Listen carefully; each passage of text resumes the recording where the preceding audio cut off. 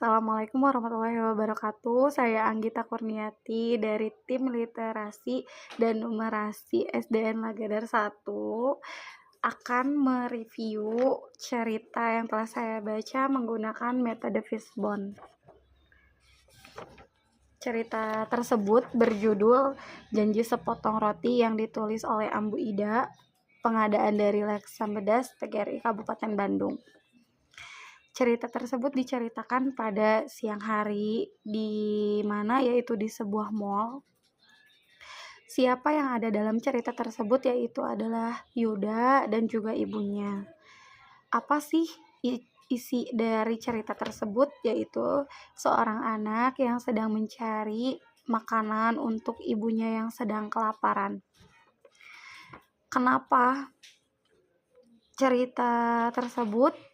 Beralasan karena ibunya sedang sakit lambung dan si sakit lambungnya ini sudah kronis. Kemudian juga ibunya memiliki penyakit kanker rahim dan mereka kelaparan karena tidak ada sedikit pun makanan di rumahnya.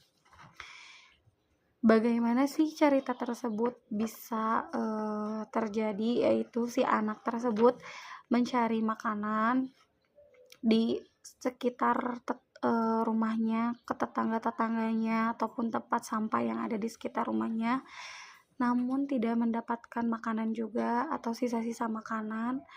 Lalu si anak tersebut berinisiatif untuk mencari makanan di sekitaran mall. Dia mencari ke sekitaran mall, tempat-tempat sampah yang berada di mall. Kemudian dia juga mencari makanan-makanan sisa, namun ternyata si anak tersebut tidak mendapatkan makanan sedikit pun.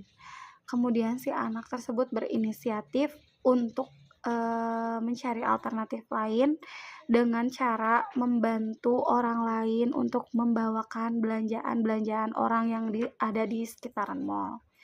Kemudian si anak tersebut melihat ada seorang ibu-ibu yang membawa belanjaan yang begitu banyak dan menawarkan bantuan. Namun ternyata si ibu tersebut malah berpikir bahwa si anak ini melakukan modus kejahatan sehingga si ibu tersebut tidak mau menerima bantuan dari anak tersebut. Kemudian setelah si ibunya pergi, ternyata dia melihat terdapat sepotong roti yang terjatuh di sekitar parkiran mall tersebut. Si anak tersebut bingung antara akan mengambil rotinya atau tidak, tapi dia pun berpikir bahwa ibunya sedang kelaparan di rumah untuk untuk menunggu makanan dari anak tersebut. Lalu saat si anak akan mengambil rotinya, ternyata malah terlindas oleh kendaraan lain. Si anak tersebut sedih, kemudian dia mengambil bagian roti yang masih utuh, masih bagus, dan dia bawa pulang untuk ibunya.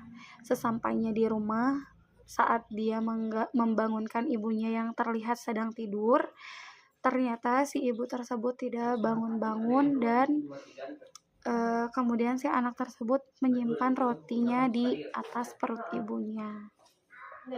Catatan penting yang bisa saya ambil dalam cerita tersebut adalah sebaiknya kita sebagai orang tidak perlu berprasangka buruk terhadap orang lain dengan melihat penampilan, terutama jika tampilan di luarnya itu sangat buruk.